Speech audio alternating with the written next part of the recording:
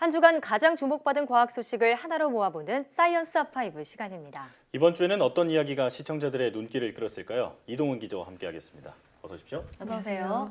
네, 먼저 5위 소식부터 알려주시죠. 네, 최근에 이 미세먼지에다가 중국발 황사까지 겹치면서 대기질이 크게 나빠진 적이 있었죠. 예. 예년보다 좀 덜하다고는 하지만 여전히 미세먼지가 우리의 건강을 위협을 하고 있습니다. 정부가 이렇게 겨울철에 심해지는 미세먼지를 줄이기 위해 대책을 내놨는데요.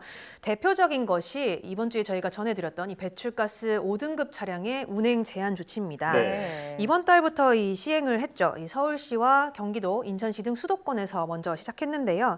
평일 오전 6시부터 오후 9시까지는 배출가스 저감 장치를 달지 않은 5등급 차량은 운행을 하지 못하는 겁니다. 이 환경부에 따르면 5등급 차량은 전국에 178만 대 정도 운행되고 있는데요. 네. 이 가운데 이 배출가스 저감 장치를 달지 않은 차량이 지난 9월 말 기준으로 146만 대에 달한다고 합니다. 예. 특히 이 가운데서 이 34만 대 정도가 수도권에서 운행을 하고 있다고 하는데요. 네. 이번 제한 조치를 어기다가 적발될 경우에는 이 최대 10만 원까지 과태료가 부과된다고 하니까 네. 주의를 하셔야 될 것 같습니다. 예. 네, 이 제도가 시행되는 12월부터 내년 3월까지가 딱 계절 관리제 기간이잖아요. 맞습니다. 네. 미세먼지가 심하다고 알려져 있는데 올해에는 공기질이 한결 낮기를 바랍니다. 네. 다음 소식은 어떤 건가요? 네, 이제 수능 시험이 한 달 남짓 남았습니다. 무엇보다 이 코로나19 상황 속이라서 이 수험생들의 건강 관리에 더 많은 관심이 쏠리고 있는데요. 청소년들의 체력을 키워주고 또 이 학습 능력을 높여주는데 아침밥이 영향을 준다 이런 연구 결과가 나왔습니다. 네. 국내 연구진이 이 전북 지역 청소년 81명을 대상으로 이 실험을 해봤는데요. 네. 한식과 양식, 또 아침을 먹지 않는 결식 이렇게 세 그룹으로 나눠서 10주 동안 관찰을 해봤습니다. 그 결과 이 학습 능력과 신체적인 건강 또 정서적인 안정 면에서 모두 이 한식을 먹었을 때가 가장 효율이 높았다고 합니다. 네. 그 다음으로는 이제 양식 또 이제 결식 순으로 나타났는데요. 특히 한식을 먹었을 때는 기억력과 또 학습 능력을 높여주는 그런 뇌 신경 전달 물질이 가장 많이 이렇게 배출이 됐고요. 네. 또 주의력과 집중력을 관찰을 했을 때도 아침을 걸렀을 때보다 한식을 먹었을 때 1.7배 정도 더 높은 것으로 나타났습니다. 오. 그러니까 가능하면 아침밥을 먹는 게 좋겠고요. 네. 또 밥 중심에 이 한식을 먹는 것이 수험생뿐만 아니라 이런 학생들에게 도움이 되겠다는 거죠. 네. 자, 그런데 한 가지 안 먹다가 갑자기 수능 날에 먹으면 또 탈이 날 수도 있으니까 그렇죠. 네, 한 네. 일주일 정도는 기간을 두고 적응하는 게 좋겠다. 네, 이런 생각이 듭니다. 네. 자, 다음 소식은 뭔가요? 네, 이번 소식도 이 흥미로운 연구 결과인데요.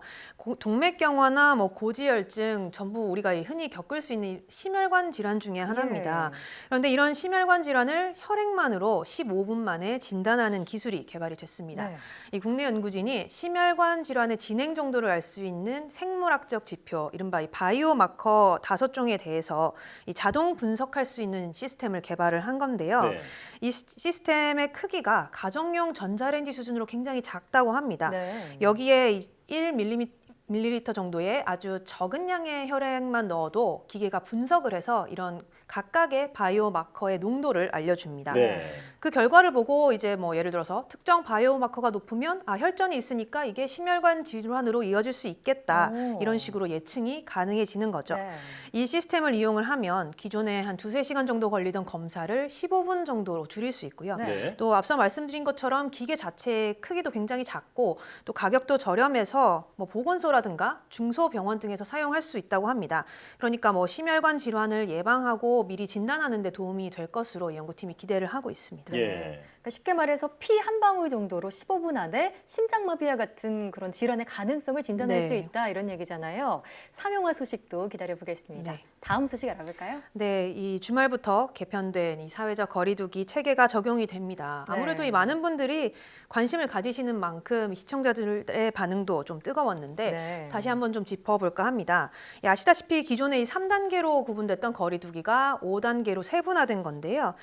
이 1단계는 생활방역 단계, 1.5와 2단계는 지역 유행 단계, 또 2.5단계와 3단계는 전국 유행 단계 이렇게 구분이 됩니다. 네. 현재 이 천안 아산 지역을 제외하고는 전국의 1단계가 적용이 되는데 네. 여기서 이제 하루 평균 확진자가 수도권은 100명, 비수도권은 30명이 넘을 때 1.5단계로 격상이 되게 됩니다. 예. 물론 뭐 현재 체계에서도 1.5단계가 있었잖아요. 그런데 이 경우는 이제 1단계와 2단계의 조치 강도 차가 너무 크기 때문에 임시 방편으로 이렇게 중간 단계를 만든 거였습니다. 네. 그렇죠. 그런데 이렇게 거리두기 체계가 세분화되면서 또 이 방역 조치도 달라지게 됩니다. 또 1단계에서부터 뭐 결혼식장이라든가 마트, 백화점에서 반드시 마스크를 착용을 해야 되고요. 네. 또 2단계부터는 이 마스크 착용이 실내 전체, 또 2.5단계부터는 이 거리두기가 유지되지 않는 야외로 이 의무화가 범위가 넓어지게 됩니다. 네.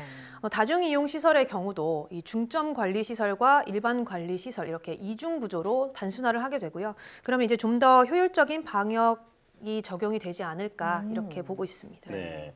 이번 그 개편안은 지속 가능한 방역의 핵심이잖아요. 네. 그러니까 우리가 기본부터 잘 지켜야겠다 이런 생각이 듭니다. 네. 자, 이번 주 1위 소식은 뭔가요? 네, 이번 주 가장 많은 시청자들이 관심을 모은 소식이 아기 판다 푸바오 소식이었습니다. 네. 네, 저희도 굉장히 관심을 가지고 봤었는데 맞아요. 지난 7월이었죠. 국내에서는 처음으로 아기 판다가 자연분만으로 태어났다는 네. 소식 전해드렸습니다. 그런데 이 판다가 100일을 맞아서 처음으로 공개가 됐는데요. 판다는 보통 200g 미만의 미숙아로 태어나기 때문에 초기 생존율이 낮은 편입니다. 예. 그래서 건강 상태가 안정기에 접어드는 생후 100일쯤이 되면 그때서야 이제 이름을 지어줍니다. 네. 이번에 지어진 이 판다의 이름이 푸바오인데요. 이 푸바오가 행복을 주는 보물이라는 뜻이라고 합니다. 당시 태어났을 때 푸바오의 몸무게가 197g 정도밖에 안 예. 됐거든요. 네. 근데 이 100일 만에 지금 몸무게가 5.8kg에 달하고요. 몸 길이가 58.5cm 정도로 아주 훌쩍 자랐습니다. 뭐 아직은 환경에 적응하는 과정이 좀 더 필요해 보이고요. 혼자 걸어 다닐 정도로 조금 더 성장을 하게 되면 예. 이 외부 적응 과정을 좀 거쳐서 이르면 올해 안에 일반에 공개될 수 있다고 오, 합니다. 그래요. 예. 저희가 이 코너에서 푸바오 탄생 소식도 다뤘었잖아요. 네, 맞습니다. 건강하게 자라서 실제로 만나보고도 싶네요. 네.